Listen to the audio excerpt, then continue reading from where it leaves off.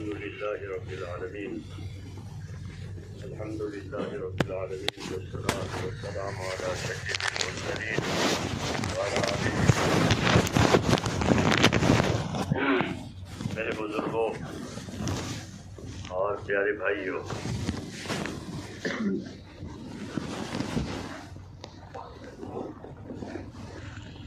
اللہ تعالیٰ نے آپ حضرات کو بہت بڑا شرف بخشا ہے. شرف وہ ہے ایمان کے ساتھ علم. جیسے کفر کے ساتھ جہالت، ادنا سب سے نیچے کی ذلت ہے وہ. اس کے مقابلے میں یہ کہ ایمان کے ساتھ علم، یہ بہت بڑا شرف ہے. اس سے اونچا کوئی شرف نہیں ہے. ہاں، اس سے اونچا کوئی شرف نہیں ہے. امام غزالی رحمۃ اللہ علیہ فرماتے ہیں کہ علم و ایمان دو سب سے بڑی نعمت ہیں. علم و ایمان یہ دو بڑی نعمت ہیں، اور یہ خاص انبیاء کرام کے ذریعے سے پہنچائی جاتی ہے. ہاں، اسے لانے والے پھیلانے والے معصوم جی حضرات ہیں. ان کے ذریعے سے یہ پھیلائی جاتی ہے،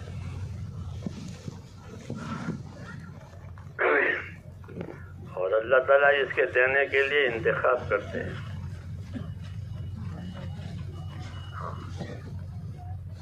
اس کو دینا ہے، یہاں اس کا انتخاب ہوتا ہے. اس لیے یہ شرف کی بات ہے،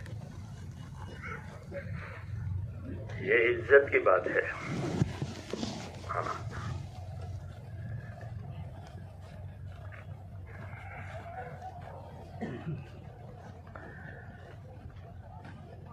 دوسری بات یہ ہے کہ ایمان جو ہے وہ دنیا کی بقا کا سامان ہے. کہ وہ دنیا اس وقت تک باقی رہے گی جب تک کہ ایمان کا بقا ہے. ایک آدمی بھی اگر اللہ اللہ کرنے والا ہے روئے زمین پر تو قیامت نہیں آئے گی.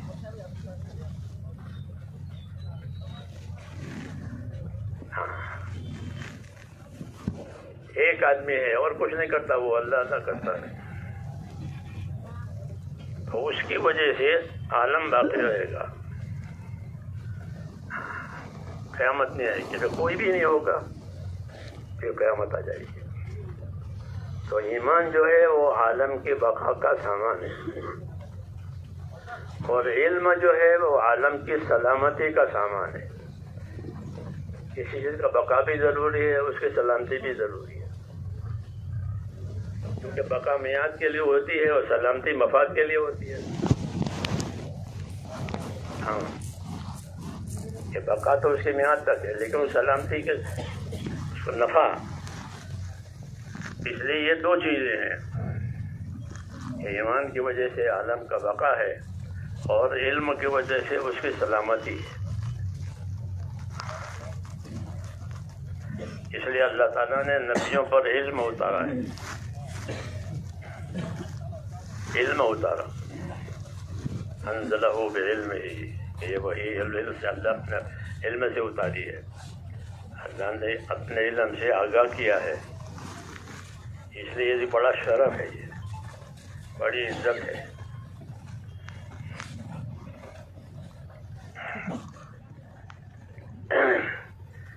کہ اس علم سے کیا چاہا جاتا ہے.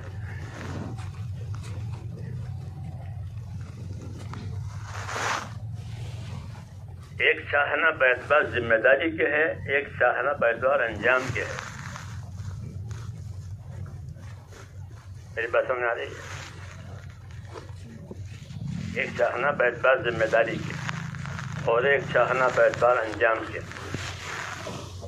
اس علم سے باعتبار انجام کے کیا چاہا جاتا ہے؟ کہ آخرت چاہی جاتی ہے. دنیا نہیں چاہی جاتی اس علم سے. انجام کے اعتبار سے اس علم سے آخرت چاہیے. جی ہاں. اور بعد ذمہ داری کے اس علم سے حقوق کی حفاظت چاہی جاتی ہے. ہاں اس علم سے حقوق کی حفاظت چاہی جاتی ہے. کہ اس علم سے انبیاء کرام کیا چاہتے تھے؟ کیا دنیا کی تعمیر چاہتے تھے؟ اس کا مال مرتبہ چاہتے تھے کہ نہ؟ تو کیا چاہتے تھے؟ کہ اس علم کے ذریعے سے حقوق کی حفاظت چاہتے تھے. کہ یہ علم اس لیے دیا جائے گا کہ اس کی وجہ سے حقوق کی حفاظت ہو جائے.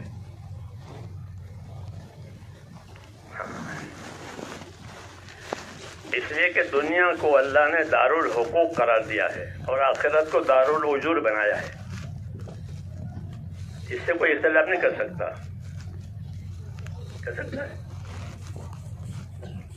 کہ یہ دارالحقوق ہے اور آخرت وہ دارالوجور ہے. کہ جو حقوق ادا کر کے جائے گا اس کو اجر ملے گا. جس نے حقوق کی پائمالی کی ہے وہ ذمہ دار ہے پائمالی کا. کہ انہیں حقوق ضائع کیا ہمارے.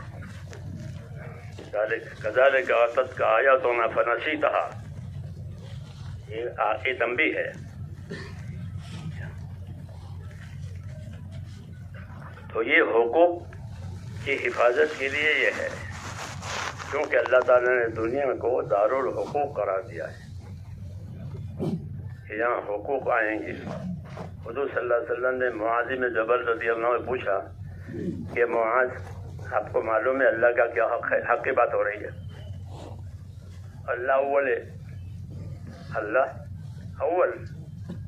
اللہم انت الاول فلیس قبلک شیء. تو اول کا کیا حق ہے؟ کیونکہ تعلیم حقوق کی ہو رہی ہے. دلیل ہے کہ یہاں حقوق ادا کیے جائیں گے. حقوق کی تعلیم دی جائے گی. اس لیے کہ تعلیم نہ ہو تو کیسے کریں گے؟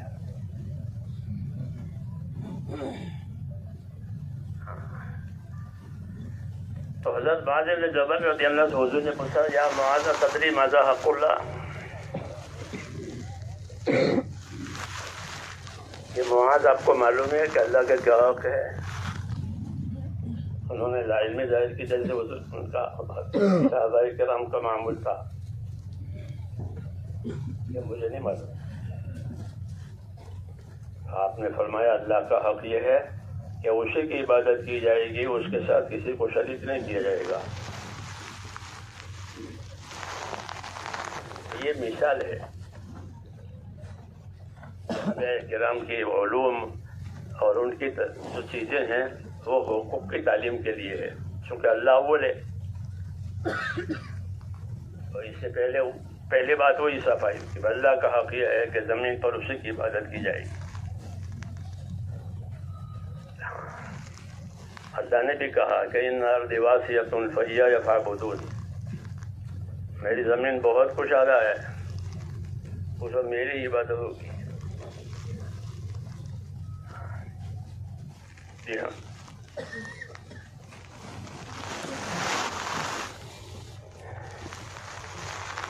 یہ بات ہے. یہ دارالحقوق ہے اور یہاں حقوق ادا کیے جائیں گے. اس لیے انبیاء کرام علیہ الصلوۃ والسلام پر جو علوم فیوض نازل ہوتے تھے اس کا موضوع یہی تھا. اس لیے وہ کسی سے کچھ نہیں مانگتے تھے. کسی سے کچھ نہیں مانگتے تھے کہ ہمارا کوئی تقاضا نہیں ہے. تمہارے مال میں ہمارا کوئی حصہ نہیں ہے. تمہاری چیزوں میں ہمارا کوئی حصہ نہیں ہے. ہم حاکم سے حکومت نہیں چاہتے. دولت مند سے دولت نہیں چاہتے. جہاں جائیداد والے جائیداد نہیں چاہتے. کچھ نہیں چاہتے. ہم کو تو ایک چیز ہے جو دینی ہے. اس لیے ہماری چیز لے لو تاکہ تمہاری سلامتی ہو جائے. کہ تمہاری سلامتی ہو جائے. اسلم تسلم. حقیقت کہ ہماری چیز لے لو تمہاری سلامتی ہو جائے، تم سے کوئی مفاد مطلوب نہیں ہے، تمہاری سلامتی مطلوب ہے، تمہاری سلامتی، ہاں کہ تمہاری سلامتی ہو جائے دنیا میں بھی اور آخرت میں بھی، تم سے کوئی چیز مطلوب نہیں ہے۔ تو یہ بات ہے کہ اللہ تعالیٰ نے ان علوم کو جو نازل فرمایا ہے وہ اس کے لیے نازل فرمایا ہے کہ جب حضور صلی اللہ علیہ وسلم کی بعثت ہوئی، آپ کی تشریف آوری ہوئی، تو دنیا اپنی استعداد کے اعتبار سے کمال کو پہنچ گئی تھی۔ ہاں، اس لیے آپ کو علم جو دیا گیا وہ بدرجۂ ختم دیا گیا، کامل، اب کسی چیز کی ضرورت نہیں، ہر لائن کا علم آپ کو علی وجہ الکمال دیا گیا۔ کیوں؟ جب استعداد کامل ہو گئی، ہر لائن کی، ایمانیات کا علم آیا وہ کمال درجے میں، عبادات کا آیا وہ کمال درجے میں، ایسے ہی معاملات کا، معاشرت کا، اخلاق کا، ہاں سب چیزوں کا علم آپ صلی اللہ علیہ وسلم کو اعلی وجہ الکمال دے دیا گیا۔ وَعَلَّمَكَ مَا لَمْ تَكُنْ تَعْلَمْ وَكَانَ فَضْلُ اللَّهِ عَلَيْكَ عَظِيمًا۔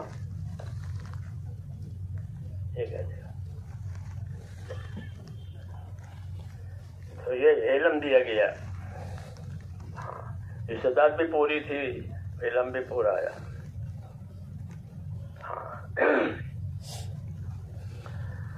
تو اب یہ ہے کہ اس علم کا کیا تقاضا ہے، کہ جن کو علم ملا ان کا کیا تقاضا ہے، ان پر کیا تقاضا ہے۔ تو ایک بات یہ ہے کہ یہ علم ایک امانت ہے۔ کیا ہے؟ ایک امانت ہے، اور ایسی امانت ہے کہ اللہ تعالیٰ نے اس کی حفاظت کا ذمہ لیا ہے، کہ یہ ایسی امانت ہے کہ اس میں کوئی تبدیل نہیں ہوگی، یہ ضائع نہیں ہوگی۔ ہاں، نہ لینے والے محروم ہوں گے، یہ ضائع نہیں ہوگی، یہ محفوظ رہے گی، یہ محفوظ رہے گی۔ کوئی نہ لے وہ الگ بات ہے، یہ محفوظ رہے گی، یہ منسوخ نہیں ہوگی، اس کی ضمانت لی ہے اللہ تعالیٰ نے، یہ محفوظ رہے گی، یہ منسوخ نہیں ہوگی، اللہ اس کی حفاظت کریں گے۔ جس دور میں بھی لوگ اس کے طلبگار ہوں گے اللہ ان کو دے گا، چاہے فضا کتنی بگڑ جائے۔ لکھا ہے کتابوں میں جس دور میں بھی لوگ اس کے طلبگار ہوں گے اللہ ان کو دے گا۔ اور مثال دی ہے جیسے ابراہیم علیہ السلام کو اس زمانے میں، شرک کے زمانے میں توحید کی تعلیم اللہ نے دی۔ لوگ ستاروں کو بھی پوجتے تھے، بتوں کو بھی بولتے تھے، اوپر سے نیچے تک۔ اس زمانے میں ابراہیم علیہ السلام کو توحید، وَكَذَلِكَ نُورِي إِبْرَاهِيمَ مَلَكُوتَ السَّمَاوَاتِ وَالْأَرْضِ،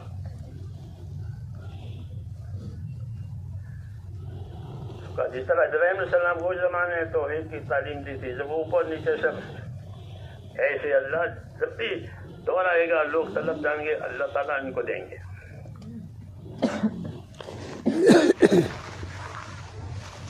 اس علم کی حفاظت کی ہے اللہ تعالیٰ نے، اور حفاظت کا ذمہ لیا ہے تاکہ طلبگاروں کو وہ ملے۔ اسے نبیوں کی دعوت میں اور خصوص صلی اللہ علیہ وسلم، حضور صلی اللہ علیہ وسلم کی دعوت میں یہ خاص بات ہے کہ آپ نے صرف دعوت بمانا اشاعت کی نہیں دی ہے۔ ایک تو دعوت بمانا اشاعت، اور اب ہمارے یہاں ولیمہ ہے، اس کے اشاعت آپ دیے تاکہ اس کی اشاعت ہو جائے، ہر ایک کو پہنچ جائے۔ اتنا نہیں کیا، یہ تو بہت آسان ہے، اس بات کے لیے بہت آسان ہے تو کہ اس کی اشاعت ہو جاوے، شہرت ہو جاوے. ایسا نہیں کیا. ایسا ہوتا تو کیا تکلیف تھی آپ کو؟ جی. اور آپ فرماتے ہیں کہ اوذی تو فی اللہ ما اوذی احد، مجھے ایسی ایذائیں ہوئی ہیں کہ ایسی کسی کو نہیں ہوئی. ہاں، آپ کو ایذائیں دی گئی ہے.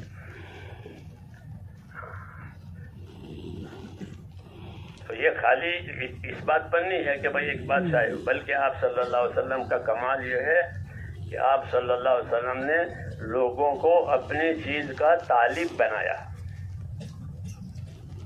کیا بنایا؟ اس کا طالب بنایا کہ لوگوں نے آپ سے طلب کے ساتھ ایک چیز لی، اور جب لی خلا، چونکہ اس نے طلب کے ساتھ لی اس لیے وہ اس کے اندر سے نکلتی نہیں تھی، نکلتی نہیں. علامت ہو گئی نبوت کی کہ جو اسلام لاتا تھا وہ پھر اسلام میں سے نکلتا نہیں تھا.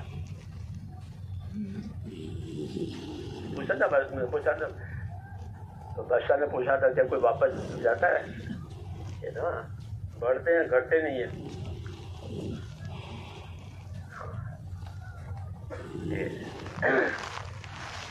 طلب پیدا کر رہی لوگوں کے اندر،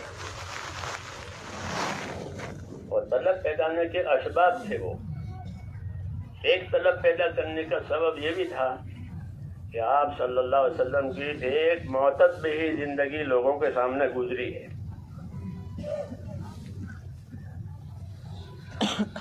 40 برس بڑا وقت ہے، لمبا وقت ہے. حجت ہو گئی کہ معتد ہی زندگی گزری لوگوں کے سامنے. وقت لبثت فیکم عمرا من قبلہ افلا تعقلون.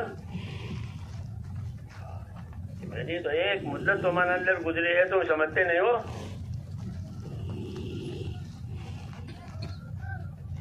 یہ بھی ایک دلیل تھی.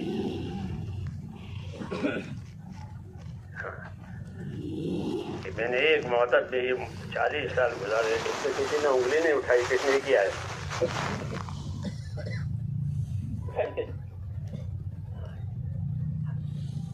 یہ بھی ایک دلیل تھی.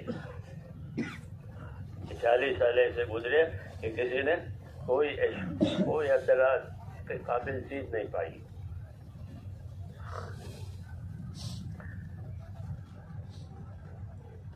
اس چیز نے بھی لوگوں کے اندر اعتماد پیدا کیا، سمجھداروں کے اندر. جی ہاں، 40 سال تک جو آدمی جھوٹ نہیں بولا لوگوں کے معاملات میں، تو اللہ کے معاملے میں کیسے جھوٹ بولے گا؟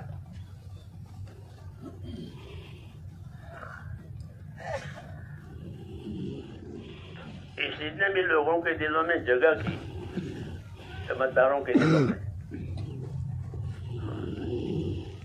پوچھتے تھے کہ اس آدمی کی زندگی کیسی گزری ہے. بادشاہ نے پوچھا نا، حضرت نے پوچھا تھا کیسا ہے، یہاں ایسا ہے، ایسا ہے کہ وہاں یہ دلیل نبوت ہے، یہ دلیل نبوت ہے، یہ دلیل نبوت ہے.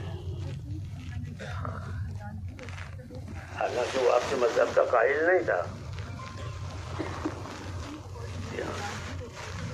لیکن وہ سمجھتا تھا، بات کو سمجھتا تھا. اس نے کہا یہ دلیل نبوت ہے، یہ دلیل نبوت ہے، یہ دلیل ہونے کی نشانی ہے. تو ایک تو آپ کی زندگی نے لوگوں میں طلب پیدا کرائی، لوگوں میں اعتماد پیدا کرایا کہ اللہ تعالیٰ جس چیز کچھ کام لینا چاہتے ہیں تو اس کے ماضی ایسا ہوگا.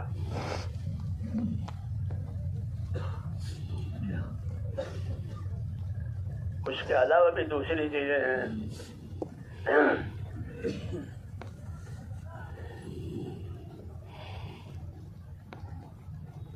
تو آپ صلی اللہ علیہ وسلم کی زندگی لوگوں نے دیکھی، پھر آپ نے اپنی دعوت دی. دعوت دی لوگوں کو، کیونکہ جو علوم آپ پر نازل ہوئے ہیں وہ تمام علوم آپ کی دعوت سے جڑے ہوئے ہیں، کیونکہ وہ امانت ہے. وہ علوم امانت ہے، وہ سب کے لیے ہے. بلغ ما انزل الیک، وہ سب کے لیے ہے. ہاں، کے سارے علوم وہ آپ کی دعوت سے جڑے ہوئے ہیں. توحید کا علم آیا تو توحید کی دعوت دی، قولوا لا الہ الا اللہ تفلحوا. جی ہاں، عبادت کی دعوت آئی تو عبادت کی دعوت دی، اور جو علوم آیا اس کی دعوت دی. ہاں، یعنی لوگوں کو اس کا طلبگار بنایا. ہاں، دعوت دینے کا مطلب یہ ہے. انبیاء کرام کی دعوت میں یہ بات ہوتی ہے کہ وہ لوگوں میں ایک طلب پیدا کرانے کی بات ہوتی ہے، اور اپنا کام بھی پورا کرنا ہے، لوگوں میں طلب پیدا کرانی ہے. اس لیے دیر لگتی ہے. کیا لگتی ہے؟ دیر لگتی ہے، ایک دم پھیل نہیں جاتی، کیونکہ لوگ بھی سمجھدار ہوتے ہیں. ایسا نہیں ہے کہ بھیڑ کی طرح لاٹھی سے سب کو ایک ساتھ چلا دے. ایسا ہے تو بھیڑوں کو ایک لاٹھی سے چلاتے نہ چلے، ایسا نہیں ہے. بلکہ آپ جانتے تھے کہ لوگوں میں صلاحیتیں ہیں، لوگوں میں استعداد ہے، وہ بات کو تولیں گے. ہاں، آج بھی ایسی بات ہے. الناس معادن کمعادن الذهب والفضة. لوگ ایسے قیمتی ہیں جیسے سونے اور چاندی کی کانیں ہوتی ہے. ایسے نہیں ہے کہ مٹی سے پیدا ہوئے تو ڈھیر ہے مٹی کا. ایسا نہیں ہے، بلکہ لوگوں میں صلاحیتیں ہیں، لوگوں میں استعداد ہے. ہاں، یہ لوگ آپ کی بات کو سنتے تھے تو غور بھی کرتے تھے کہ آپ دعوت دے رہے ہیں اتنے سالوں کے بعد، تو یہ بات غلط نہیں ہو سکتی. تو لوگوں میں آپ کی زندگی بھی تھی، پھر آپ کی دعوت بھی تھی، اخلاق کے ساتھ اور یقین کے ساتھ. اس کے ساتھ ہاں، یقین کے ساتھ کہ یہی بات حق ہے، جو ہم کہہ رہے ہیں یہ بات حق ہے اور حق ہے، اس کے خلاف کوئی چیز نہیں ہے. آپ کی دعوت یقین کے ساتھ تھی، آپ کی دعوت اخلاص کے ساتھ تھی کہ کسی سے کوئی چیز نہیں لینی ہے، کسی سے کوئی چیز مطلوب نہیں ہے. بے کرام کی زندگی میں بات ہوتی ہے، وہ کسی سے کوئی چیز کے طلبگار وہ نہیں ہوتے، نہ مال کے، نہ مرتبے کے، نہ کسی چیز کے بھی. ان اجر الا علی اللہ، یہ کہتے تھے انبیاء کرام. تم سے کچھ نہیں چاہتے، جو کچھ لینا اللہ سے لے لیں گے. ایک یہ بات تھی دعوت کے اندر کہ یقین تھا دعوت میں کہ یہی بات حق ہے، اور یہی جو میں کہہ رہا ہوں یہی ہو کے رہے گا. تو بعض مرتبہ اس کی شہادت پر معجزات ظاہر ہوتے تھے تو ماننے والوں کا یقین بڑھ جاتا تھا، اور نہ ماننے والے اس کو جادو کہتے تھے. یہ آزمائش تھی. جی ہاں، تو ماننے والوں کا یقین بڑھ جاتا تھا. معجزات ظاہر ہونے کی وجہ سے اللہ تائید کے لیے لاتے تھے. تو آپ نے اپنی دعوت کے ذریعے سے اور اپنے اخلاق کے ذریعے سے لوگوں میں طلب پیدا کرائی، اعتماد پیدا کرایا. کیونکہ اس دعوت میں یقین بھی تھا، اس دعوت میں اخلاص بھی تھا، پھر اس دعوت میں استغنا بھی تھا لوگوں سے اور بھی چیزوں سے. ہاں، کسی سے کچھ نہیں لینا ہے، استغنا کے ساتھ، اللہ پر اعتماد کے ساتھ، اور مخلوق کی ہمدردی کے ساتھ. جو دعوت بھی ہے اس میں اپنا کوئی مفاد نہیں ہے. ہاں، ذمہ داری تو ہے، مفاد نہیں ہے، بلکہ ہمدردی سے دعوت دی ہے، نصیحت اور خیرخواہی سے دعوت دی کہ میں تمہاری بھلائی کے لیے کہہ رہا ہوں، تمہاری سلامتی کے لیے کہہ رہا ہوں، میری بات مانو. یہ پہلو تھے. اس لیے جو لوگ نرم تھے، سمجھدار تھے، وہ آ جاتے. ہاں، جیسے ابوبکر صدیق نے بات سنی، کیونکہ وہ پہلے سے آپ کو جانتے تھے، وہ تو ان کی سمجھ میں پہلے سے آ گئی. اسی طرح لوگوں کو سمجھ میں آتی چلی گئی. اور ایک وجہ یہ تھی کہ نہ ماننے والوں سے الجھتے نہیں تھے. صبر کرتے تھے، صبر کرتے تھے. کوئی نہ مانے، کوئی مخالفت کرے تو اس کے الجھنا نہیں ہے، بلکہ کیا کرنا ہے کہ صبر کی اتنی تاکید ہے انبیاء کرام کو کہ اتنی تاکید کسی کو بھی نہیں ہے. تمام انبیاء کو جتنا بڑا نبی اتنا بڑا صبر، ایسا ہوا ہے. ہاں تو ان کو صبر کی تاکید دی. ہاں تو صبر سے کام لیا، یقین سے کام لیا، ہمدردی سے کام لیا. جی ہاں، اور لوگوں کو دعوت دی ہے. اور دعوت، ایک تو دعوت بمانا ارشاد کے ہے، وہ تو آسان ہے، اور ایک دعوت جو انبیاء کرام کی ہوتی ہے وہ اس میں ایک امتیاز ہے کہ وہ دعوت یقین کے ساتھ بھی ہوتی ہے، ہمدردی کے ساتھ بھی ہوتی ہے، اور اس میں کئی محاسن ہوتے ہیں. ہاں کہ حسن نیت سے وہ دعوت دیتے ہیں، کوئی مطلوب چیز نہیں ہے تم سے، یہ اچھی نیت کے ساتھ دعوت ہے، تمہارے بھلائی کے لیے دعوت ہے. اور اسلوب بھی اچھا ہوتا ہے. کیا ہوتا ہے؟ حسن اسلوب دعوت میں. ہاں یہ بھائی بنا کر، ہمدرد بنا کر، جی ہاں اس کو دعوت دیتی ہے حسن اسلوب کے ساتھ، کہ وہ شدت اختیار کرے جن کو دعوت دے رہے ہیں. یہ شدت اختیار نہیں کرتے تھے، بلکہ اپنا اسلوب جمیل، اچھا اسلوب، تاکہ اس کو وحشت اور نفرت نہ ہو، بلکہ آپ کی ہدایتیں ہوتی ہیں کہ لوگوں میں نفرت نہ دلاؤ. حسن اسلوب سے دعوت دو. جی ہاں، جیسے وہ ایک آدمی آیا نا جس نے زنا کی اجازت مانگی تھی آپ سے، کیا میں زنا کی اجازت دو، تو دوسرے لوگوں کو تو وہ متاثر ہوئے کہ زنا، کیونکہ زنا ایک ایسی چیز ہے جو کسی شریعت میں حلال نہیں ہے. آسمانی شریعتوں میں شرک اور زنا جس کی اجازت نہیں ہوتی آسمانی شریعتوں میں، وہ اجازت لینا ہے اس کی. تو آپ نے اس کو کیسے سمجھایا؟ اس کو حسن اسلوب سے سمجھایا، اس کی قباحت سمجھائی. جی ہاں، کہ تم اپنی بہن کے ساتھ، اپنی ماں کے ساتھ، اپنے بیٹے کو پسند کرو گے کہ نا؟ ایک دوسرے کے لیے پسند کریں گے، غیرت کی بات ہے. جس کو اسلوب کہتے ہیں. یہ دعوت میں حسن نیت بھی ہوتی ہے، حسن اسلوب بھی ہوتا ہے، حسن اخلاق بھی ہوتے ہیں. جی ہاں، صبر بھی ہوتا ہے، استغنا بھی ہوتا ہے. ان انبیاء کرام کی دعوت میں کیوں کہ وہ لوگوں کے ہمدردی کے لیے دیا جاتا ہے، لوگوں کی خیرخواہی کے لیے، لوگوں کی بھلائی کے لیے. پھر جب لوگ دعوت قبول کر لیتے ہیں تو یہ نہیں کہ ہماری دعوت قبول ہو گئی، کہ اب دعوت کے بعد اب ان کو زندگی کے تمام شعبوں کا کی تعلیم دی جائے گی. خالی دعوت دے کر نہیں چھوڑ دیتے. چلو ہم اتنے لوگ آ گئے، اب آ گئے تو ان کا کیا کرنا؟ کہ اب دعوت کے بعد تعلیم ہوتی ہے. کیا ہوتی ہے؟ کہ دعوت کے بعد تعلیم ہوتی ہے.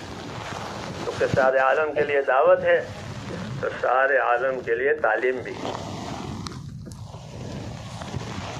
اس لیے زندگی کے ہر شعبے کے لیے آپ کو علم دیا گیا تھا. زندگی کے شعبے ہوتے ہیں نا، ہاں کہ بھئی یہ تاجروں کا شعبہ ہے، یہ زمینداروں کا شعبہ ہے، یہ مرتبے والوں کا شعبہ ہے، یہ غریبوں کا شعبہ ہے. یہ شعبے ہیں دنیا میں معیشت کے لیے. تمام شعبوں کو چلانے کا آپ کو علم دیا گیا ہے. غریبی کا کیا دین ہے، مالداری کا کیا دین ہے، اقتدار کا کیا دین ہے، جی ہاں کاروبار کا کیا دین ہے.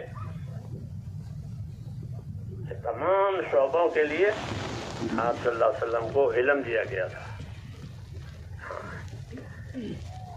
تاکہ ہر شعبہ اس سے کامیاب ہو جاوے. اس لیے حضور صلی اللہ علیہ وسلم نے اپنی دعوت کے ذریعے سے لوگوں کو دین میں داخل کیا، لوگوں کو دین کا طلبگار بنایا، پھر ان شعبوں کا علم دیا اور یہ بتایا کہ اس علم سے تمہارا شعبہ بھی کامیاب ہوگا اور تم بھی کامیاب ہو جاؤ گے۔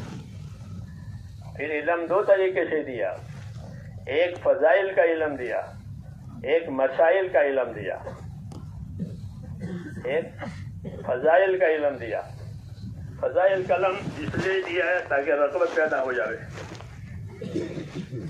کیا پیدا ہو جائے؟ کسی عمل کے پیدا کرانے کے لیے اس کی رغبت ضروری ہے۔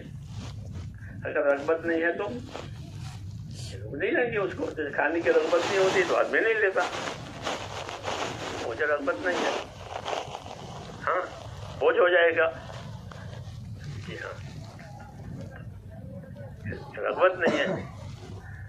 انبیاء کرام نے اپنے کام کے لیے رغبت لوگوں میں پیدا کرائی، اس لیے آپ انبیاء کرام پر ایک علم رغبت کا اترتا ہے، اس کو تو علم ترغیب کہتے ہیں۔ حضور صلی اللہ علیہ وسلم کے دین میں بھی علم ترغیب نازل ہوا ہے۔ ہر زمانے کے علماء نے علم ترغیب کو جمع کیا ہے حدیثوں میں۔ ترغیبات، ترغیب ترہیب ایک مستقل علم ہے کہ جس کی وجہ سے ہر مسلمان کو اپنے عمل کی قیمت معلوم ہو جائے، کیونکہ اگر اس کو قیمت معلوم نہیں ہوگی تو وہ ضائع کرے گا۔ کیا کرے گا؟ ضائع کرے گا کہ میں نے کیا کام کیا، اور قیمت معلوم ہو جائے تو حفاظت کرے گا۔ اس لیے انبیاء کرام نے اعمال کی قیمتیں بتائی۔ ایک سبحان اللہ احد پہاڑ سے بڑا ہے، سبحان اللہ اعظم من احد۔ عمل کی قیمت بتائی، ایک سبحان اللہ احد پہاڑ سے بڑا ہے۔ سلمان علیہ السلام کہتے تھے کہ ایک مسلمان سبحان اللہ کہے تو سلمان کی ساری سلطنت سے بہتر ہے۔ ایک مسلمان کا سبحان اللہ کہنا میری سلطنت سے بہتر ہے۔ عمل کی قیمت سمجھاتے ہیں تاکہ کوئی دھوکہ نہ کھائے۔ تو دین پر چلنے کے لیے عمل کی قیمت جاننا ضروری ہے، اور یہ نہیں ہے تو وہ اپنے عمل کو ضائع کریں گے۔ کیوں کہ اپنے عمل سے بے خبر ہے، وہ خواہشات کی محبت ہے، تو خواہشات کی محبت میں پھر عمل ضائع ہوتے ہیں، اور عمل کی قیمت معلوم نہیں ہے۔ اگر عمل کی معلوم ہے تو اپنی خواہش کو قربان کرے اور عمل کو پورا کرے۔ اس لیے اعمال کی قیمت بتائیے، اس کو علم ترغیب کہتے ہیں۔ اسی سے استعداد پیدا ہوتی ہے، کس کی؟ کہ معروف پر عمل کرنے کی، منکر کے چھوڑنے کی۔ ترغیب کے علم سے عائشہ صدیقہ فرماتی تھی رضی اللہ عنہ کہ اگر پہلے سے اللہ یوں کہتا کہ شراب حرام ہے، زنا حرام ہے، تو کوئی بھی نہیں چھوڑتا۔ بخاری شریف کی روایت ہے۔ شراب کی حرمت نہیں بتائی، یہاں زنا کی حرمت نہیں بتائی، بلکہ لوگوں کو آخرت اور آخرت کا انجام یہ سمجھایا۔ ترغیب ترہیب، تو چھوڑنے کے لیے تیار ہو گئی طبیعتیں۔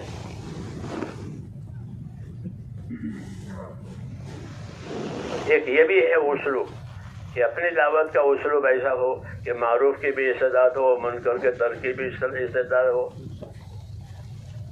اس کے لیے علم ترغیب آیا ہے، اور حسن اخلاق آیا ہے دائی کا، کہ دائی کے حسن اخلاق کا بھی اثر پڑتا ہے اور ترغیب کا بھی اثر پڑتا ہے۔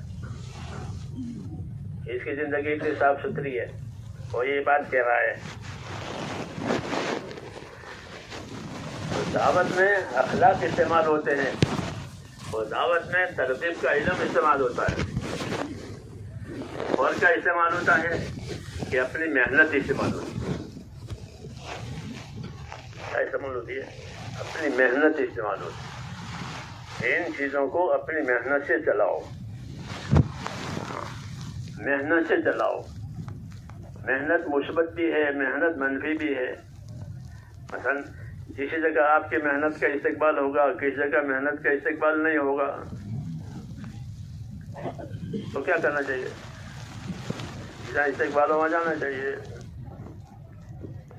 استقبال نہ ہو تو پھر نہیں جانا چاہیے. ایسا نہیں, اسے تو پارٹیاں بنے گی. کیا بنے گی؟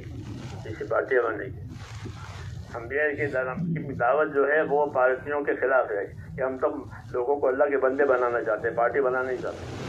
کونوا عباد اللہ اخوانا, یہ حدیث میں ہے. اللہ کے بندے بنو, آپس کے بھائی بنو. اللہ کے بندے بنو, آپس کے بھائی بنو. یہ اسلوب ہے, پارٹی نہیں بنانی ہے. کہ اللہ کے بندے رہو, آپس کے بھائی رہو. انبیاء کرام کی دعوت میں یہ بات ہے کہ لوگوں کو اللہ کا بندہ بنانا ہے, آپس کا بھائی بنانا ہے. اس لیے اسلوب ترغیب کا, اسلوب اخلاق کا, اس کا کہ اپنی طرف سے اچھے اخلاق. ہر نبی اخلاق والا ہوتا ہے, ہر نبی. حضور صلی اللہ علیہ وسلم سب سے اونچے ہیں, تو آپ کو اخلاق کا سب سے اونچا معیار دیا گیا تھا. بلکہ عربوں میں جو قدرتی اخلاق تھے اس کی بھی آپ نے تربیت فرمائی, اس کی بھی ترقی دلائی. عربوں میں شجاعت ہے, کرم ہے, دفاع عہد ہے, یہ پہلے سے تھا. کبھی اپنی وعدہ خلاف نہیں کرتے تھے. زبان لے لی ختم, زبان کٹ جائے گی, گردن کٹ جائے گی. ایک قدرت ہے. پچھلی پارٹی اس لیے اپنے رئیسوں کے ساتھ رہتے تھے. ہر قبیلے کا ایک آدمی ہوتا تھا, اس کا چھوٹے ان میں تھا. تو وہ جو شروع سے جو صفتیں تھیں ان کو آپ نے اور پانی دیا, بخاری میں اخلاق ترقی دی. تو اپنے اخلاق دکھائے, اور ترغیب دکھائی لوگوں کو, اور آخرت سمجھائی. کیا سمجھائی؟ آخرت سمجھائی. یہ خاص بات ہے انبیاء کرام کے دعوت میں کہ وہ اسی کے لیے آتے ہیں. وَإِنَّا أَخْلَصْنَاهُمْ بِخَالِصَةٍ ذِكْرَ الدَّارِ, وہ اسی کے لیے آتے ہیں کہ آخرت بنانے کے لیے آتے ہیں, آخرت بنوانے کے لیے آتے ہیں. کہ ہم تم سے دنیا نہیں چاہتے, لیکن تمہاری دنیا کی سلامتی اور آخر کی نجات, یہ دو باتیں تمہیں دینا چاہتے ہیں. تمہاری آخرت کی نجات ہو جائے, تمہاری دنیا کی سلامتی ہو جائے. باقی ہم تمہاری دنیا میں حصہ دار بننا نہیں چاہتے کہ آخر سے حکومت چاہیں, تاجر سے مال چاہیں. اپنا مال رکھو, اپنی حکومت رکھو, ہاں ہم سے رہبری لو. کیا لو؟ کہ حکومت کیسے کرنی ہے, مال میں کیسے چلنا ہے. باقی ہم کو حکومت نہیں چاہیے. مولانا یوسف صاحب کہتے تھے کہ ہم حکومت نہیں کرنا چاہتے ہیں, لیکن ہم چاہتے ہیں حکومت والے ہم سے پوچھیں کہ حکومت کیسے کرنی ہے, تو ہم ان کو بتائیں گے. حصے دار نہیں بنیں گے, خیرخواہ بنیں گے. ہم نہیں چاہتے حکومت, لیکن ہم سے پوچھیں کہ حکومت کیسے کرنی ہے تو ہم بتائیں گے ان کو. یہی بات ہے ہماری کہ ہم ان کے دنیا میں شریک ہونا نہیں چاہتے ہیں, لیکن ان کی دنیا میں ہم رہبری کریں گے. ہاں, اس لیے جو لوگ سمجھدار تھے وہ اس کو سمجھتے تھے, تو وہ آپ کی بات کو لے لیتے. یہ کچھ مانگتا نہیں ہے.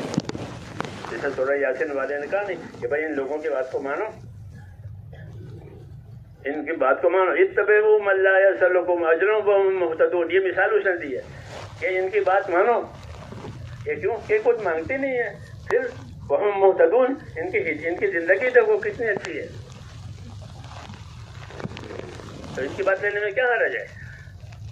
یہی بات ہوتی ہے کہ انبیاء کرام اپنی ہی زندگی کے ساتھ لوگوں میں جاتے ہیں. اتبعوا من لا یسألکم اجرا وہم مہتدون, کہ وہ مخلص بھی ہوتے ہیں, مہتدی بھی ہوتے ہیں. مہتدی ہونے کے جب دوسرے کے ہادی ہو جاتے ہیں. ہاں, تو دعوت دینے کی غرض یہ ہے, اور محنت کی غرض یہ ہے کہ ہمارے اندر دعوت والی یہ صفتیں پیدا ہو جائیں گی. لوگ گانے والے کو کیوں پسند کرتے ہیں؟ کہ وہ خوشی لانے وہ گاتا ہے, تو اس کا گانا سنتے ہیں. سنتے نہیں سنتے, حالانکہ کوئی اچھی چیز نہیں ہے گانا, کوئی فائدہ ہی نہیں ہے. جی ہاں, لیکن تو ایسے کسی چیز میں حسن ہوتا ہے تو لوگ اس کو لیتے ہیں. دین کے اندر مختلف طریقے سے حسن پیدا کیا جاتا ہے. حسن نیت، حسن عمل، حسن اخلاق، حسن ظن، حسن اسلوب، یہ محاسن ہوتے ہیں دین کے لیے. کہ اگر یہ دین میں پیدا ہو جائیں تو لوگ اس دین کو لے لیں گے، وہ بات کو لے لیں گے. جی ہاں، ایسے نہیں ہے کہ ایک سے اڑائی لوگوں نے لے لی پتنگ کی طرح سے، ایسا نہیں ہے. اس لیے اس دعوت کے اندر محاسن ہے، تو اس کو پیدا کرنے کے لیے کچھ محنت کرنی پڑتی ہے، کچھ صبر کرنا پڑتا ہے. ایک تو ہے کسی چیز کا جان لینا، اور ایک ہے کسی چیز کا نبھا لینا. جان تو لیا ہے مگر اس کو نبھاؤ گے تو نبھانا ضروری ہے. جان لینا آسان ہے، قبول کر لینا آسان ہے. جیسے نکاح قبول کر لیا، اب نکاح کو نبھانا پڑے گا، نبھانا پڑے گا. نہیں ہاں، کیسی ہو بیوی تو یا تو صبر کرو یا پھر گھر توڑو. جی ہاں، قبول کرنا آسان، پھر نبھانا مشکل. ایسے دین ہے کہ قبول کرنا آسان، پھر اس کو نبھانا ضروری ہے، اس کو قابل کرنا ضروری ہے. اس لیے دین کو دین کی محنت کے ساتھ دیا گیا کہ محنت کرنے کی وجہ سے اس کے نبھانے کی صلاحیتیں پیدا ہوتی ہے. محنت کرنی پڑتی ہے. اور محنت کا ایک خاصہ یہ بھی ہے کہ محنت کرنے سے آدمی میں یقین پیدا ہوتا ہے. یقین بازاروں میں نہیں ملتا، یقین بازار میں نہیں ملتا. یقین کیسے پیدا ہوتا ہے؟ کہ یقین آدمی کی محنت سے پیدا ہوتا ہے. حضرت فرماتے تھے کہ یقین بغیر محنت کے پیدا نہیں ہوتا. جس چیز کی محنت کرے گا اس کا یقین آئے گا. جس چیز کی محنت کرے گا اس کا یقین آئے گا. اس کی ایک مثال، ایک کمار جو ہے وہ مٹی کے برتن بناتا ہے. تو مٹی کوئی ایسا قیمتی مٹیریل نہیں ہے، گارا ہے. گارے پر اس کی محنت لگتی ہے تو ایک شکل تیار ہو جاتی ہے. مٹکا ہو گیا، سراہی ہو گئی، ایک شکل تیار ہو گئی اس کی محنت سے. پھر اس کو وہ آگ میں تپاتا ہے. اب وہ 100 روپے، 150 روپے، 200 روپے اس کی قیمت ہوتی ہے. تو وہ قیمت اس کی محنت کی ہے. مٹیریل میں کچھ نہیں ہے، مٹی ہے. ٹوٹ جاوے تو وہ بنگار کون لے اس کو؟ مٹی ہے. ہاں، لیکن اس کی قیمت اس کی محنت کی. تو محنت کی وجہ سے اس چیز کی قیمت بھی ہوئی اور کمار کے دل میں یقین آیا ہے. کیسے یقین آیا؟ کہ مثلا 100 مٹکے بنائے ہیں. بات میری لمبی ہو رہی ہے، آپ کو گھبراہٹ تو نہیں ہے. 100 مٹکے بنائے ہیں اور ایک ایک مٹکا 200 کا بازار میں رکھتے ہیں سامنے، تو کتنے پیسے ہو گئے؟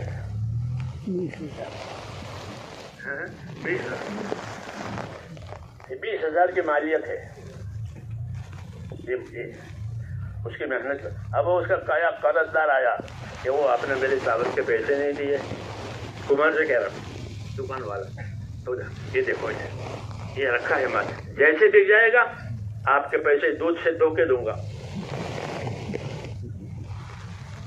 ہمارے محاورے میں یار کہ تمہارا پیسہ دودھ سے دھوئی نہیں دے سکتے، کھوٹا نہیں کریے. تو وہ یقین دلا رہا ہے اس کو. کیوں؟ کہ اس کو یقین ہے کہ یہ بک جائے گا، ضرور پیسے آئیں گے.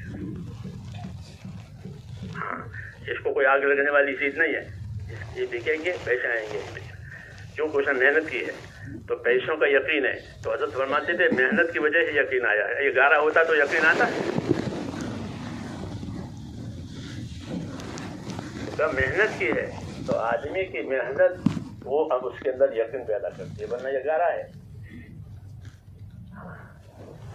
ایسے ہی یہ تو مٹی، ایسے بلڈنگ بنائی ہے آج کے دور میں. اور اس کو کرائے پہ دیے ہیں تو اس کو یقین ہے، اب وہ آرام سے بیٹھا ہے، کیوں کہ ہر مہینے کرایہ آئے گا، کھائیں گے،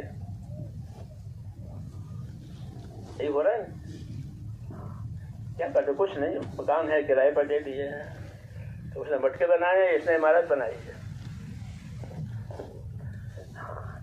تو حضرت فرماتے تھے شکلیں بنتی ہیں، شکلوں کا یقین آتا ہے۔ مٹکے بنائے تو مٹکے کا یقین آیا، اور عمارتیں بنائی تو آمدنی آ رہی ہے، کھائیں گے۔ فرمایا ایسے ہی اگر اعمال بناؤ گے تو اعمال کا یقین آئے گا۔ میں نے نماز بنائی ہے، میری نماز سے یہ ہو جائے گا، میں نے صدقہ دیا ہے، صدقے سے بلا دور ہو جائے گی، میں نے نماز پڑھی ہے، دعا قبول ہو جائے گی۔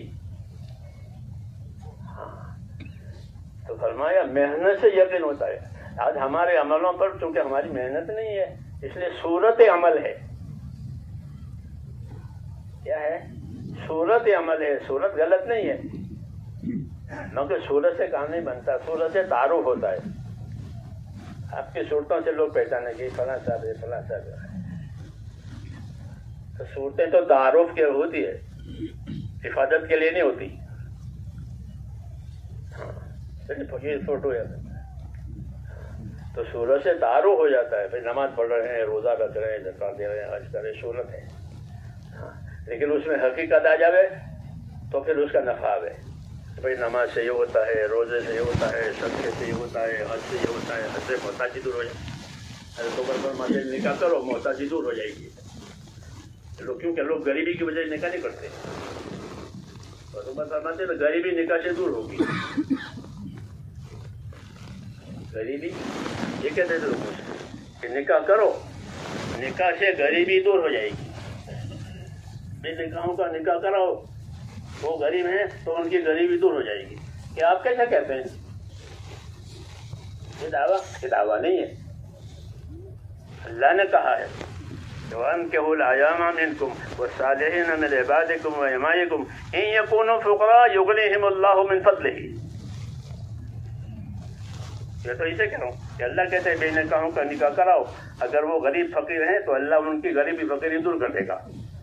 اسے میں کہتا ہوں نکاح کراؤ محتاجی دور ہو جائے گی۔ دعوت دے رہے ہیں نکاح کراؤ محتاجی دور ہے، محتاجی کی وجہ سے غریبی کی وجہ نکاح نہیں ہوتے، یہ ان کے یقین میں کمزوری ہے، ورنہ نکاح سے ہی غریبی دور ہوتی ہے۔ یوں کہا وہ ڈرتے ہیں کہ نکاح کر کے کہتے ہیں غریب آدمی ہے، غریبی دور کرنے کے لیے کہہ رہے ہیں کہ تمہاری غریبی تمہاری نکاح سے دور ہو جائے گی۔ انسان و فقراء یغنیہم اللہ من فضلہ، یقین کی بات ہے۔ تو دعوت یقین کے ساتھ ہوتی ہے، اس کے ساتھ، اور یقین محنت کے ساتھ ہوتا ہے۔ یقین کے ساتھ ہوتا ہے کہ یقین بازار میں نہیں ملتا، محنت کر کے، محنت سے یقین آتا ہے۔ چاہے کسی شکل پر محنت کی ہے تو شکل کا یقین آئے گا کہ میں نے یہ عمارت بنائی ہے، اس کے فلیٹ کرائے پر دیے ہیں، اور ہر سال ہر مہینے اتنے آمدنی، اب مجھے کوئی پرواہ نہیں، میرے بچے پڑھتے ہیں تو ان کا خرچہ بھی ہو جائے گا، ان کی فیس بھی ادا ہو جائے گی، میرا گزارا بھی ہو جائے گا۔ یہ جان مال لگا کر یہ بنائی ہے۔ تو حضرت ایسے ہی دین میں کہ جان مال لگا کر اعمال سب تیار کرو، پھر تمہارے اعمال پر یقین کہ میں نے نماز پڑھی ہے یہ ہو جائے گا، میں نے دعا کی ہے یہ ہو جائے گا۔ بھائی ابن کعب نے دعا مانگی، سفر میں بارش ہو رہی تھی تو قافلہ چل رہا تھا ان کا، تو اے اللہ میرا پوشاک، میرے کپڑے نہ بھیگے، بارش تو ہوتی نہیں، سب کی ضرورت کی ہے، بارش بند نہیں کروانی ہے، میرا پوشاک، میرا سامان، میرا کپڑا نہ بھیگے، یہ دعا مانگی، وہ دعا قبول ہو گئی۔ جب قافلہ منزل پر پہنچا تو یہ کورے ہیں، سب بھیگے ہیں۔ حضرت عمر نے پوچھا او بھائی یہ کیا بات ہوئی کہ آپ کورے ہیں اور باقی بھی لوگ بھیگے ہوئے ہیں؟ کہ میں نے اپنے پروردگار سے دعا مانگی تھی، میرا اللہ قادر ہے کہ بارش میں برساوے اور بھیگنے نہ لے۔ ٹھیک ہے، کیا یقین کی بات ہے، یقین کی بات ہے۔ اور یقین کہ یقین محنتوں سے پیدا ہوتا ہے کہ اللہ دعا قبول کرنے والا ہے، وہ قادر ہے بارش پہ وہ بھیگنے بھی نہ دے۔ ہاں اس لیے میرے بھائیوں ہمارے دین میں محنت اس وجہ سے ہے، ورنہ دین کا جاننا تو بہت آسان ہے، دین و یسرن کا جاننا آسان ہے۔ اللہ نے دین کو آسان کیا ہے کیونکہ سب کی ضرورت کا ہے، سب کی ضرورت کی چیزیں آسان کر دی جاتی ہے۔ جی ہاں، جیسے پانی ہے، ہوا ہے، سب کی ضرورت ہے تو آسان ہے، ایسے دین سب کی ضرورت ہے تو اللہ نے دین کو آسان کیا ہے۔ لیکن دین کی حقیقت اس کو پہلیے کہ اس کے لیے صحیح علم چاہیے، صحیح یقین چاہیے۔ ہاں، اور یقین پیدا ہوتا ہے آدمی کی محنت سے۔ جس کام پر یہ محنت کرے گا اس کا یقین دل میں آئے گا۔ میں نے کمار کی مثال دی، پلیٹوں کی مثال دی۔ ہاں، ہمارے حضرت جی تو اس سے نیچے کی مثال دیتے۔ ہمارے دلی میں یہ غریبوں کی لڑکیاں گوبر جمع کرتی تھی، ہاں، اور پھر اوپلے بناوے تو 1 روپے میں 100 اوپلے دیتی تھی۔ تو حضرت فرمایا دیکھو یہ گوبر پر محنت کر رہی ہے، اب جب اوپلے تیار ہو جائیں گے تو اوپلوں کے لیے لڑے گی یہ میرے لے لیے میرے لے لیے۔ ہم کہتے ہیں کیا کہ نہیں، کیونکہ 100 بکیں گے تو 1 روپیہ آئے گا۔ یہ اس کی محنت نے یہ یقین پیدا کرایا ہے،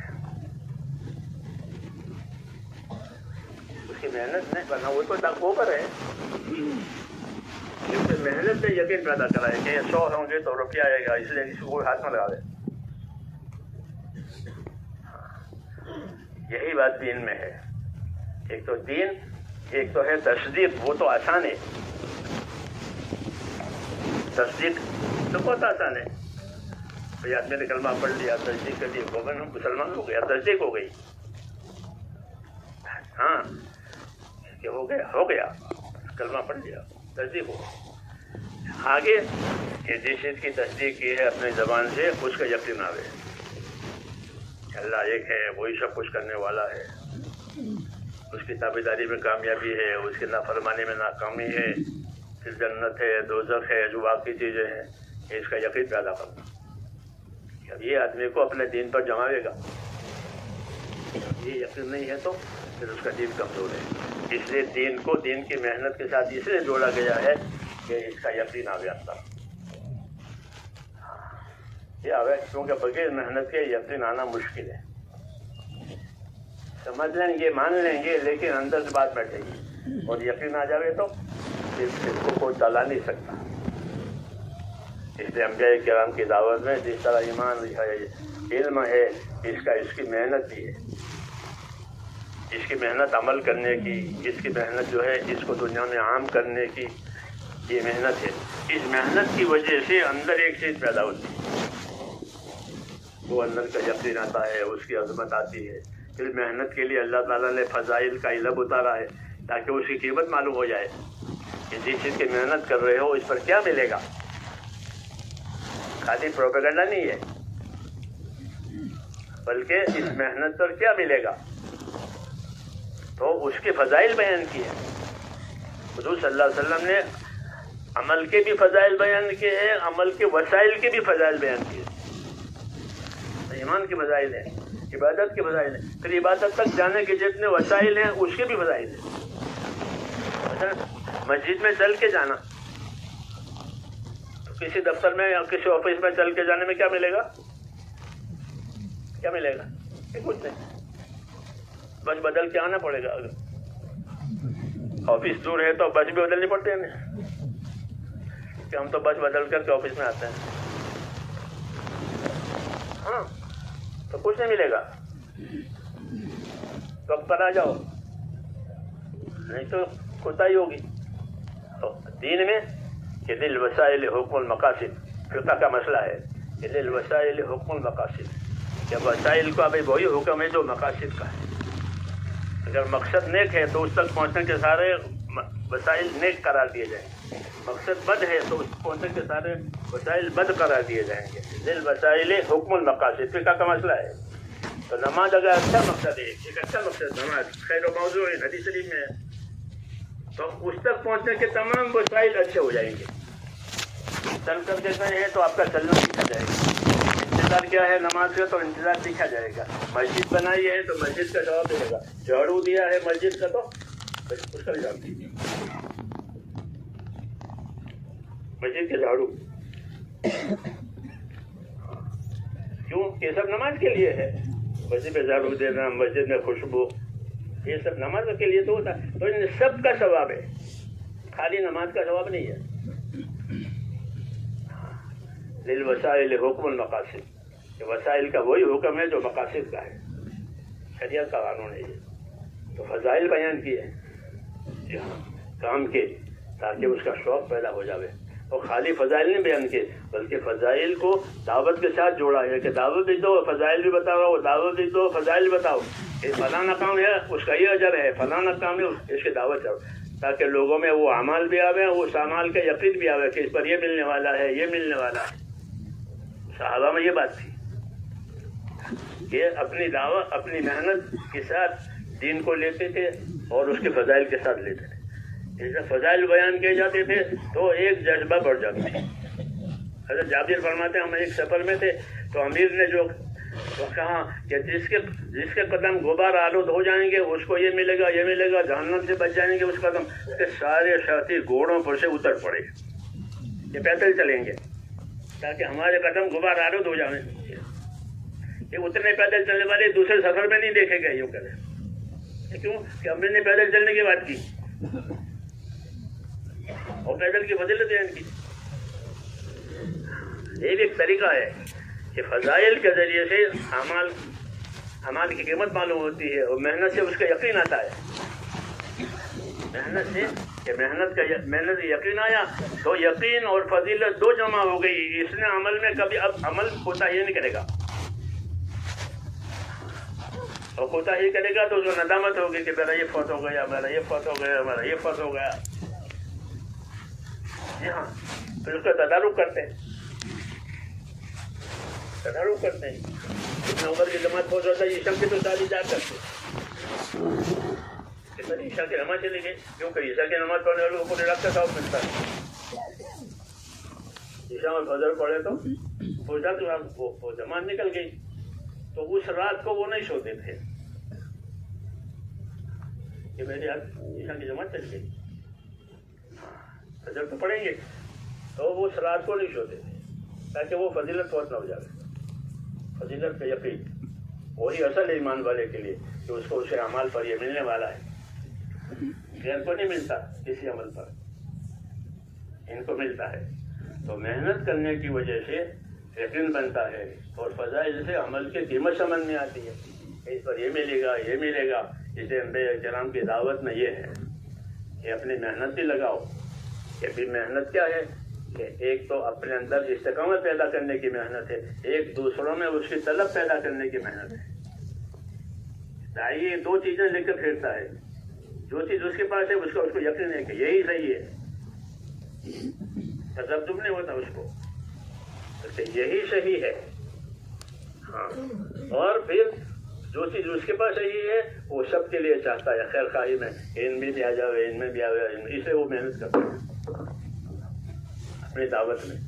ایک چیز میرے پاس صحیح ہے اور اس میں سب کا حصہ ہے، اس میں سب کا حصہ ہے، تو اسے حصے داروں کو حصہ دینا یہ میری ذمہ داری ہے. اسے لوگوں کو ان کا طلبگار بناتا ہے خیر خواہی کی وجہ سے. جی ہاں یہی دعوت کا مقصد ہے کہ دعوت کے ذریعے سے امت کی خیر خواہی آوے. کیا آوے؟ امت کی خیر خواہی. کہ اسلام میں خیر خواہی کی بڑی اہمیت ہے. الدین النصیحہ مبتلا خبر دونوں معرفہ ہے. ہاں جی ہاں بڑھ گئی اس کی اصلیت. کہ دین کیا ہے کہ خیر خواہی ہی دین ہے اور دین ہی خیر خواہی ہے. جی ہاں تو دین کو خیر خواہی کرنے کا نام ہے. خیر خواہی نہیں ہے تو خود غرضی ہے یا لاپرواہی ہے. ایسے کوئی ماں باپ نہیں ہوتے جن میں خیر خواہی نہیں ہو. ہے کوئی ماں باپ ایسے جو اپنے اولاد سے خیر خواہی نہ کرے؟ ہو نہیں سکتا.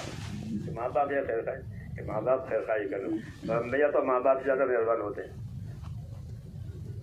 جی ہاں، سمجھانے کے لیے کہا کہ انا لکم مثل الوالد، ورنہ النبی اولیٰ بالمؤمنین من انفسہم. ہاں تو والد سے آگے ہے. تو انبیاء کرام میں ہمدردی ہوتی ہے، اس لیے دعوت میں ہمدردی ہونا ضروری ہے. ہمدردی نہیں ہوگی تو ناراض ہونے کی وجہ سے لوگوں کو چھوڑ دیں گے. جیسے دنیا کے بڑے ہوتے ہیں، جب دیکھیں لوگ میری سنتے ہیں تو وہ لوگوں کو چھوڑ دیتے ہیں. دنیا کے بڑے یہ ہماری مانتی نہیں، چلو یہ نبی نہیں چھوڑتا، وہ کوئی ہمدردی ہوتی ہے. تو دعوت میں یہ بھی ہے کہ اپنے اندر ہمدردی پیدا کرنا. جی ہاں، ہر ایک مرتبے والے کو مرتبے والا جاننا. جی ہاں، حیثیت والے کو حیثیت والا جاننا. انزل الناس منازلہم، یہ سب چیزیں دعوت میں ہے. انبیاء کرام کی دعوت میں یہ سب چیزیں ہوتی ہیں. اپنے اخلاق بھی ہوتے ہیں، اپنا اخلاص بھی ہوتا ہے، ہمدردی بھی ہوتی ہے. جی ہاں، اللہ کے سامنے جواب داری کی فکر بھی ہوتی ہے. یہ سب ہوتی ہے کہ یہ چیزیں جب دعوت میں آتی ہے تو اللہ تعالیٰ اس دعوت کو مؤثر کرتے ہیں. کیا کرتے ہیں؟ یہ کچھ نہیں مانگتا، ہماری خیرخواہی کر رہا ہے. پھر اپنی جان مال لگاوے تو اپنی جان مال لگانے کا نفع اس کی ذات کی طرف آتا ہے. اور وہ یوں ہے کہ جس چیز پر جان مال لگائی ہے وہ چیز اس کو عزیز ہوگی. جیسے آدمی نے جان مال لگائی، عمارت بنائی، اب عمارت کو نقصان نہ پہنچے یہ وہ برداشت نہیں کرے گا. ہماری جان مال لگی ہے، اور جس پر جان مال نہ لگی ہو تو اس کی پرواہ نہیں ہوتی. مسلمانوں کو اسے کہا اپنے دین پر جان مال لگاؤ تاکہ وہ دین تمہارے نزدیک عزیز ہو جائے. کیا حضرت وہ کہتے تھے، کیا فرماتے تھے؟ ہاں کہ دین مٹ جاوے میں زندہ رہوں. یہی ہے نا، دین مٹ جاوے اور میں زندہ رہوں تو کیا فائدہ ہے؟ میں تو دین کے لیے ہوں اور دین میرے لیے ہے. تو وہ یہ کیوں کہ انہوں نے دین پر اپنی جان مال لگائی تھی. دین مٹے اور میں زندہ رہوں تو میری زندگی کا کوئی فائدہ نہیں. اس لیے میرے بزرگوں، دین پر جان مال لگانے سے ہم کو اپنے دین کی قیمت معلوم ہوتی. پھر اس میں کمی آئی جبھی کی تو دل کو جلن ہوگی. اسے دین پر جان مال لگانا ہے اور امت سے خیرخواہی کرنی ہے. اور دین چونکہ ایک مشترک امانت ہے اور یہ امانت حقدار کو پہنچنی چاہیے. اور پہنچنا کی ایک شکل تو یہ بانٹ دیا کہ نہیں، ہم اس طرح پہنچانے کے لیے ہیں ہمارے ہاں کہ ان کو اس کا طلبگار بناؤ. کیا بناؤ؟ کہ اس کا طلبگار بناؤ تاکہ وہ طلب سے لے.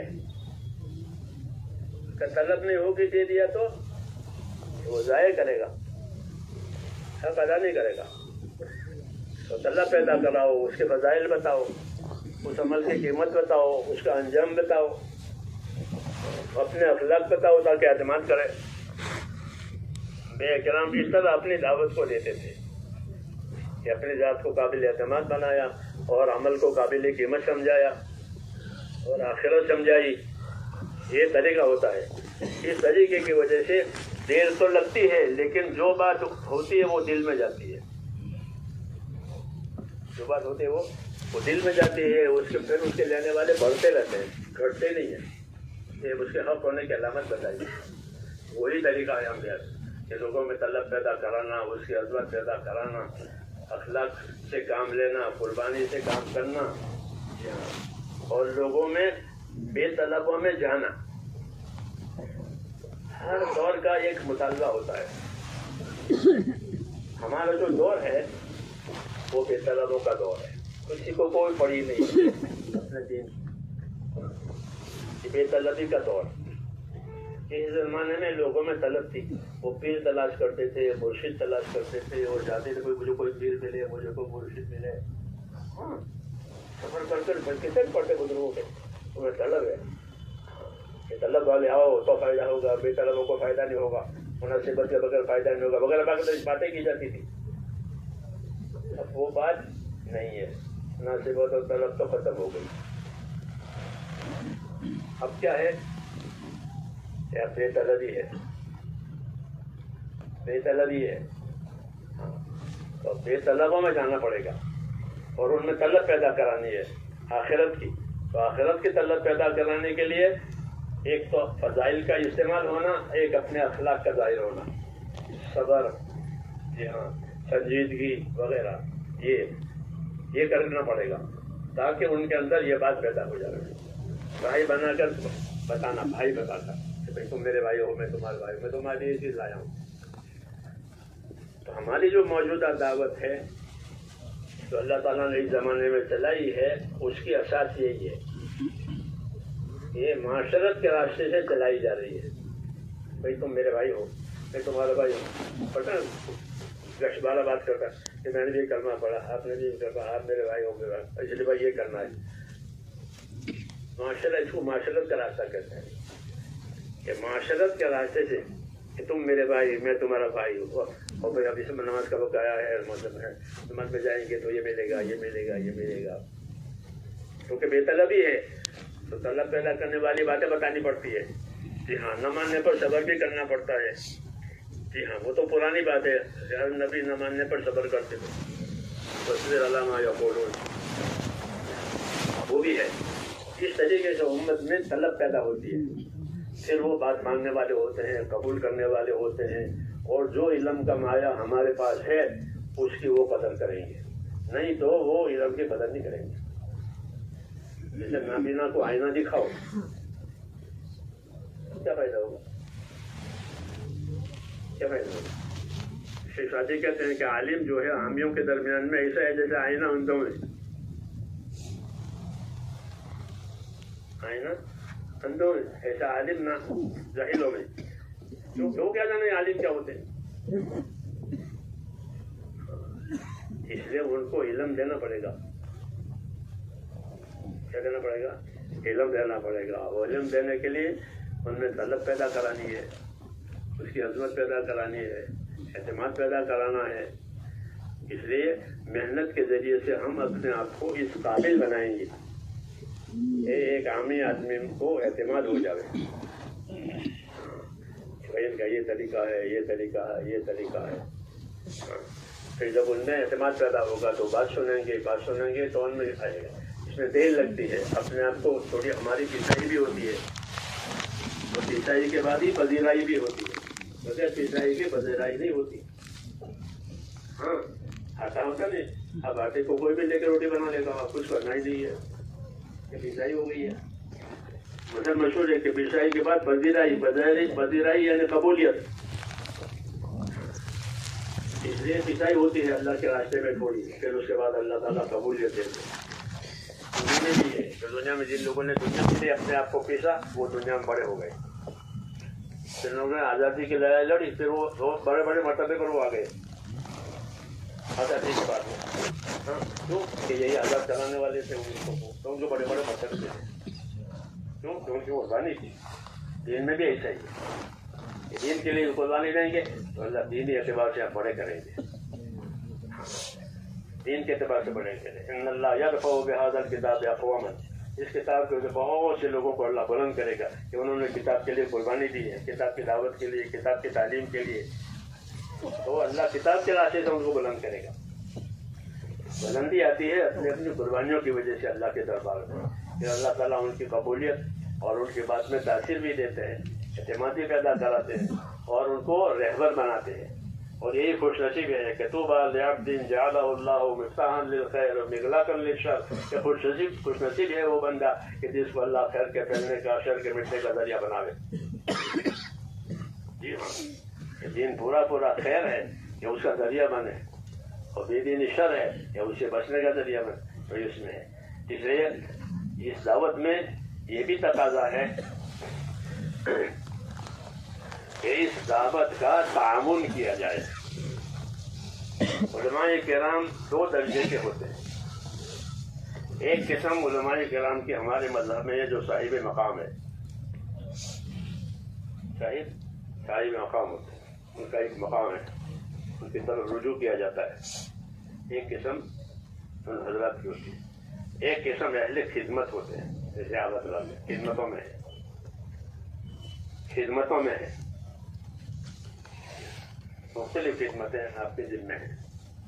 یہ اہل علم اہل خدمت کہلاتے ہیں، ایک اہل علم اہل مقام کہلاتے ہیں. یہ دو ہوتے ہیں. جو حضرات اہل مقام ہوتے ہیں ان سے کیا چاہا جاتا ہے کہ ان سے تائید چاہی جاتی ہے. کیا چاہی جاتی ہے؟ تائید چاہی جاتی ہے کہ اس کام کی آپ تائید کریں تاکہ اعتماد پیدا ہو جائے امت میں. جیسے مولانا اجلا صاحب مفتی جماعت اللہ صاحب بات گئے کی تائید کی، مولانا مدنی صاحب نے اس کی تائید کی، مولانا لاہوری صاحب نے اس کی تائید کی. یہ حضرات اپنے جگہ پر اہل مقام ہے تو ان کی تائید کی وجہ سے راستہ کھل گیا. ہاں محمد نے اعتماد پیدا ہو گیا. آج کی یہی بات ہے کہ جو حضرات اہل مقام ہیں وہ اس کی تائید کریں، اور جو حضرات اہل خدمت ہیں وہ اس کا تعاون کریں، وہ اس کا تعاون کریں تاکہ بات پوری ہو جائے اوپر سے نیچے. تو ہم آپ حضرات سے تعاون مانگتے ہیں کہ اس کام میں عملی تعاون دیں. عملی تعاون جس طرح آپ ان خدمتوں میں تعاون دے رہے ہیں، وقت دے رہے ہیں، اپنی صلاحیت لگا رہے ہیں، اس میں بھی لگاویں. عملی تعاون، عملی تعاون ضروری ہے. عملی تعاون کی مثال ہے، اسے جو آگ لگی ہے تو پانی ہی دینا پڑے گا یا کوئی دوسرا ہے؟ کیا دینا پڑے گا؟ پانی دینا پڑے گا. وہی تعاون، کیونکہ آگ کا علاج تو پانی ہے یا کوئی اور بھی عادتاً نہیں ہے. یہی تعاون ہے.